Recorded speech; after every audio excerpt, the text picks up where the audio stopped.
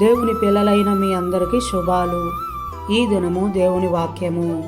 నా వలన నీకు దీర్ఘాయువు కలుగును. సామెతలు 9వ అధ్యాయము 11వ వాక్యము. మన పాపము, మన అవిధేయత అకాల మరణాన్ని కలిగిస్తుంది.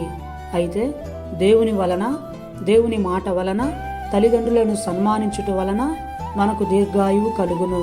గనుక వీటన్నిటిని అనుసరించి దీర్ఘాయువును పొందుదాము. జనులకు దీవెనగా మార్చావని, జగతిలో సాక్షిగా ఉంచావని, ఉత్సాహగానమునే పాడనా, ఉత్సాహగానమునే పాడనా.